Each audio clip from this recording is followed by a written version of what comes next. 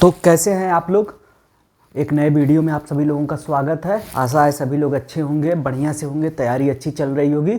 आज पढ़ेंगे हम लोग पेंडुलम के बारे में। इससे सामान्य तौर पे एक दो क्वेश्चन, कई तरह के क्वेश्चन बनते हैं। एक क्वेश्चन अक्सर पूछ लेता है एग्जाम में, तो ध्यान से देखिएगा कहाँ से क्वेश्चन पूछे जाते हैं। वो टाइम पीरियड से पूछे जाते हैं। लेकिन सबसे पहले हम पढ़ेंगे कि पेंडुलम होता क्या है। पेंडुलम वाली घड़ियाँ आती थी पहले, आजकल तो बंद हो गई, आजकल तो दुनिया डिजिटल हो गई है। लेकिन पहले के टाइम पर पेंडुलम वाली घड़ियाँ आती थी, बड़ी आकर्षक घड़ियाँ होती थी। उन्हीं के ऊपर क्वेश्चन आमतौर पे पूछे जाते हैं। सबसे पहले हम पेंडुलम यह क्या होता है इसके बारे में जानेंगे। पेंडुलम को बोलते हैं लोलक। पेंडुलम मतलब लोलक होता है। और एक सिंपल लोलक का मतलब होता है कि किसी एक पॉइंट से बांधकर, किसी एक स्थिर बिंदु से बांधकर किसी धागे में किसी गोली को लटका देना। कोई गोली हो, कांच कंचा हो या गोली हो या गेंद हो, उसको एक धागे से बांध के लटका दिया जाए तो यह अपने एक्सिस के इधर या उधर अपने अक्ष के चारों तरफ वह मोशन कर सकता है। ऐसी किसी डिजाइन को या ऐसे अरेंजमेंट को या ऐसी किसी युक्ति को ही हम लोलक या पेंडुलम बोलते हैं। तो पेंडुलम एक सीधे एक धागे से बंधी हुई एक छोटी सी गोली होती है जो अपने मध्यमान स्थिति यानी मीन पॉइंट यानी इक्विलिब्रियम पॉइंट के इधर उधर आसानी से घूम सकती है। ऐसे अरेंजमेंट या व्यवस्था को हम लोलक कहते हैं। लोलक जब अपने मीन पॉइंट से मैक्सिमम एक तरफ जाए, फिर वहां से दूसरी तरफ जाए और फिर दोबारा अपने मीन पॉइंट पर आ जाए, यानी कि इक्विलिब्रियम से चलकर इधर मैक्सिमम गया, अपनी ट्रेजेक्टरी पर मैक्सिमम गया, फिर यहां से लौटकर यहां गया, यानी अपने आयाम को पूरा किया, फिर वापस आ गया यहां पे, तो यह एक चक्कर हो जाता है। यानी यहां से यहां गया, फिर यहां से यहां गया और यहां से फिर इस पॉइंट पर आ गया, यानी मीन पॉइंट से चलकर दोनों तरफ की दूरी को तय करके मीन पॉइंट पर आ जाएगा, तो यह इसका एक दोलन कहलाएगा। लोलक का अपनी मध्यमान स्थिति से चलकर दोनों तरफ अधिकतम ट्रेजेक्टरी यानी आयाम को पूरा करके पुनः मध्यमान स्थिति तक आना एक दोलन कहलाता है। तथा एक दोलन में लगा हुआ जो उसका समय होता है वही लोलक यानी पेंडुलम का आवर्तकाल यानी टाइम पीरियड होता है। यानी कि यहां से चल के यहां जाना, फिर यहां से यहां आना और फिर अपने मीन पॉइंट पर आ जाने में क्या करता है, एक दोलन पूरा करता है। और एक दोलन में जो टाइम लगता है वही इसका आवर्तकाल होता है। आवर्तकाल का फार्मूला होता है T इज इक्वल टू 2 पाई। पाई मतलब होता है 22/7। पाई का मान जो निकाले थे उनका नाम था आर्यभट्ट। सबसे पहले आर्यभट्ट ने इसके ऊपर सबसे ज़्यादा काम किया था। और इसका यूज पाई का इस्तेमाल किया जाता है किसी सर्किल की सरकमफेरेंस को यानी वृत्त की परिधि को या सर्किल के सरकमफेरेंस या पेरिफेरी को प्राप्त करने के लिए।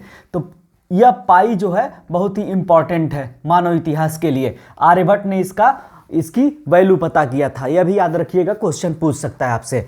तो pi T is equal to 2 pi L/√L/G, यानी अंडर रूट में है जो L/G। यहां से आप देखेंगे तो आपको पता चलेगा 2 पाई यानी 22/7 है, यह 2 है, यानी कि ये तो फिक्स हो गया, कांस्टेंट है, ये नहीं बदलने वाला है। कुछ अगर चेंजेबल है तो यह इसका धागा है, यहां से यहां तक की लंबाई है L, और इसके ऊपर लगने वाला ग्रेविटी यानी गुरुत्वाकर्षण यानी G है। तो यानी हम यहाँ पे देख के यह कह सकते हैं कि जो ऑब्जेक्ट है या जो लोलक है उसका मास मैटर नहीं करता।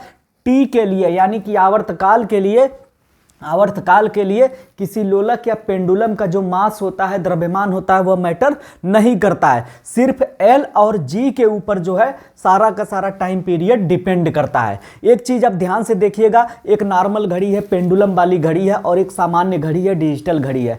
अगर पेंडुलम वाली घड़ी जो होती है अपने दोलन के ऊपर, उसका टाइम पीरियड जो होता है उसके ऊपर उसके सेकेंड और मिनट की सुई डिपेंड करती है। अगर मैं कहूं कि अगर इसका टाइम पीरियड बढ़ जाए, यानी यहां से यहां जाए फिर यहां जाए, आलसियों की तरह एकदम चल रहा है, तो इसका आवर्तकाल बढ़ जाएगा। अगर यह पेंडुलम आलसी हो जाए तो इसका आवर्तकाल बढ़ जाएगा। तो क्या होगा, धीरे से जाएगा यहां, फिर यहां से यहां आएगा, धीरे धीरे कर रहा है। पता चला कि 1 मिनट में इसको 60 बार ये चक्कर पूरा करना था। अब यह नॉर्मल घड़ी से आप मिला रहे हैं तो पता चला कि ये तो 80 सेकेंड लगा दिया।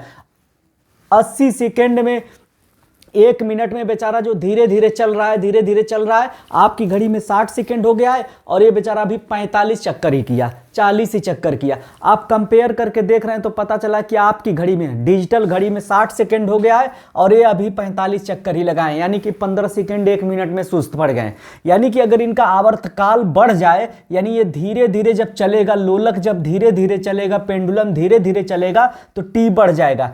टी जब बढ़ेगा तो क्या होगा, टी जब बढ़ेगा तो पेंडुलम पर आधारित घड़ी जो होगी वह स्लो हो जाएगी। यानी कि इसको 1 मिनट, नॉर्मल घड़ी में आप मिला रहे हैं 1 मिनट में 60 सेकंड में, इसको भी 60 चक्कर लगाना था, तो ये धीरे धीरे चल रहा है, इसका टाइम पीरियड एकदम बढ़ गया है, आवर्तकाल इसका बढ़ गया है, तो ये धीरे धीरे चल रहा है। और जब धीरे धीरे चलेगा तो क्या होगा, धीरे धीरे चलेगा तो नॉर्मल घड़ी जो आप अपना डिजिटल घड़ी है उसमें 60 सेकंड दिखाएगा और ये 45 चक्कर ही लगा पाए, यानी स्लो पड़ गए। तो जब टी बढ़ जाएगा, जब टी ज़्यादा होगा, टी जब बढ़ेगा तो जो हमारी घड़ी है, जो नॉर्मल घड़ी है, जो घड़ी है वह क्या हो जाएगी, घड़ी जो होगी वह सुस्त हो जाएगी।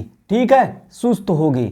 और जब टी घटेगा तो घड़ी जो होगी वह फास्ट हो जाएगी। ठीक है, तो पेंडुलम घड़ी के साथ यही है कि जब पेंडुलम का आवर्तकाल यानी टी बढ़ेगा तो वह घड़ी सुस्त हो जाएगी।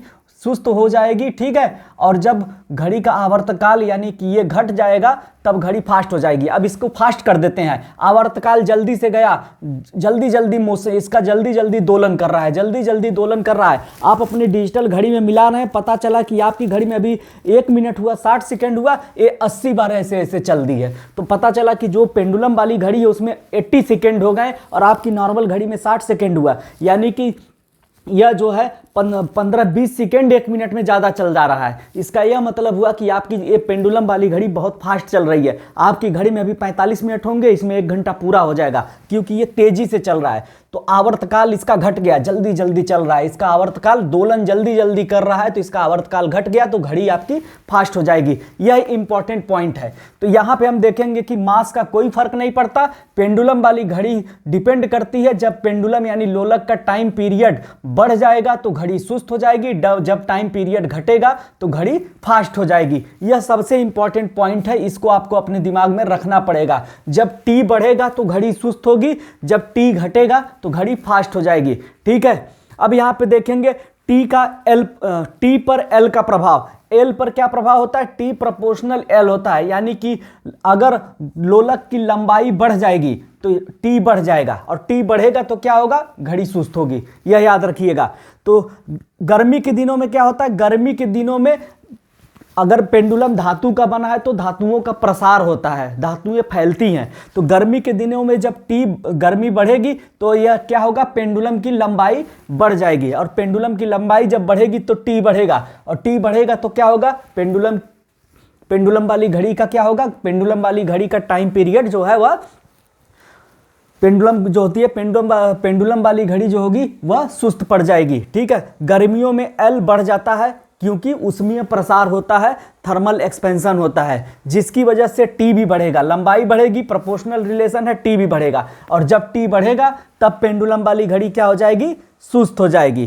ठंड में लंबाई घटेगी, क्योंकि ठंड पड़ रही है तो धातुएं श्रिंक होती हैं, सिकुड़ती हैं। तो पेंडुलम वाली घड़ी अगर मेटल की बनी हुई है तो वह श्रिंक होगी, यानी कि ठंड में लंबाई घट जाएगी। जब लंबाई घटेगी तो टाइम पीरियड भी घट जाएगा, टाइम पीरियड घट जाएगा तो इसका मतलब है कि घड़ी अब तेज हो जाएगी। एक लड़की इस पे बैठी हुई है, झूला झूल रही है, मान लेते हैं यह झूला है, झूला झूल रही है। लड़की उठ के खड़ी हो गई, लड़की उठकर खड़ी हो जाएगी तो गुरुत्व केंद्र ऊपर चला जाएगा। पहले लंबाई यहां तक थी, लेकिन लड़की जब खड़ी हो गई तो गुरुत्व केंद्र पूरा का पूरा जो है मास ऊपर चला गया, यानी कि गुरुत्व केंद्र ऊपर उठ गया, यानी लंबाई कम हो गई। लड़की यहां बैठी थी तो गुरुत्व केंद्र नीचे था, यानी सेंटर ऑफ ग्रेविटी नीचे था, तो लंबाई ज्यादा थी। लड़की उठकर खड़ी हो गई तो गुरुत्व केंद्र यानी सेंटर ऑफ ग्रेविटी ऊपर आ गया, तो यह लंबाई घट जाएगी। तो जब झूला झूलती हुई लड़की झूले पर खड़ी हो जाए तो गुरुत्व केंद्र यानी centre of gravity, centre of mass जो होता है वह ऊपर उठ जाएगा, जिससे क्या होगा, लंबाई छोटी हो जाएगी, और लंबाई छोटी होगी तो क्या होगा, टी भी छोटा हो जाएगा, यानी कि लंबाई कम होगी तो टाइम पीरियड कम हो जाएगा, यानी झूला तेजी से झूलने लगेगा। तो आपसे क्वेश्चन पूछेगा कि झूला झूलती हुई लड़की अगर झूले पे खड़ी हो जाए तो झूले पर क्या फर्क पड़ेगा, तो झूला तेजी से झूलने लगेगा। ठीक है, और वही लड़की बैठी है, अचानक पता चले कि उस पर एक लड़की और आके बैठ गई तो क्या होगा, टाइम पीरियड पर कोई फर्क नहीं पड़ेगा, क्योंकि टाइम टी जो है मास के ऊपर डिपेंड ही नहीं करता। एक लड़की बैठ जाए चाहे 10 लड़की बैठ जाए, टाइम पीरियड पर कोई फर्क नहीं पड़ेगा। अब आ जाते हैं जी पे क्या फर्क, जी की वजह से यानी ग्रेविटी की वजह से क्या फर्क पड़ेगा। टी पर जी का प्रभाव यानी टाइम पीरियड पर जी का प्रभाव, टी की बात करेंगे तो टी प्रोपोर्शनल 1/g होता है, टी प्रोपोर्शनल 1/g होता है। टी प्रोपोर्शनल 1/g की अगर हम बात करते हैं तो यहां पे देखिएगा इनवर्स रिलेशन होता है। इसका मतलब ये हो गया कि अगर हम टी को अगर हम जी को बढ़ाएंगे तो टी कम हो जाएगा, इनवर्स रिलेशन है। यानी कि यहां पे आप देखेंगे, यहां पे अगर देखेंगे जी अगर बढ़ेगा तो इसका यह मतलब होता है टी घटेगा, जी अगर घटेगा तो इसका मतलब होता है टी जो है वह बढ़ेगा, इनवर्स रिलेशन होता है। ठीक है, तो इसका यह मतलब हो गया कि अगर जी को हम कम करेंगे तो टी बढ़ जाएगा। तो भूमध्य रेखा पर ऊंचाई पर यानी हाई एल्टीट्यूड पर ले जाने पर पृथ्वी के अंदर सुरंग में जी घटता है, यह हम पीछे के चैप्टर में पढ़ चुके होंगे ग्रेविटेशन में। तो यह 3 कंडीशन है, विषुवत रेखा यानी इक्वेटर पर, ऊंचाई पर यानी ऊंचाई पर लेकर जाएं और पृथ्वी के अंदर सुरंग में लेकर जाएं तो जी की वैल्यू जो है घटेगी। यानी जब जी कम हो जाएगा तो टी बढ़ेगा, और टी जब बढ़ेगा तो इसका मतलब है घड़ी जो है सुस्त हो जाएगी, दोलन धीरे धीरे हो रहा है। 1 सेकंड में करना था 2 सेकंड में दोलन होने लगा, घड़ी क्या हो जाएगी, सुस्त हो जाएगी।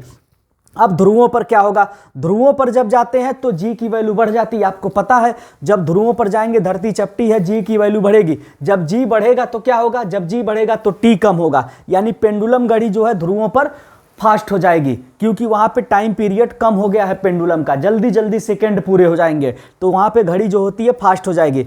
स्पेस में जाएंगे, अंतरिक्ष में जाएंगे तो क्या होगा, अंतरिक्ष में जाएंगे तो वहां पे जी की वैल्यू 0 हो जाती है, अंतरिक्ष में 0 ग्रेविटी हो जाती है, तो वहां पे टी क्या हो जाएगा, अगर यह 0 हो जाएगा, अगर यह 0 कर दे तो पूरा का पूरा जो इसकी वैल्यू हो जाएगी इनफाइनाइट हो जाएगी, अनंत हो जाएगी। ऐसी कंडीशन में घड़ी बंद हो जाएगी। इसीलिए अंतरिक्ष में या उपग्रहों के अंदर जो होता है एटॉमिक क्लॉक इस्तेमाल की जाती है, ना कि नॉर्मल क्लॉक इस्तेमाल की जाती है। चलिए एक वीडियो कंप्लीट हुआ, इसमें आप लोग यहीं से क्वेश्चन पूछेगा, जी और एल के ऊपर ही क्वेश्चन पूछा जाता है, तो इसको आप ध्यान से देखिएगा और क्वेश्चन को बनाते रहिएगा, प्रैक्टिस करते रहिएगा। Thank you.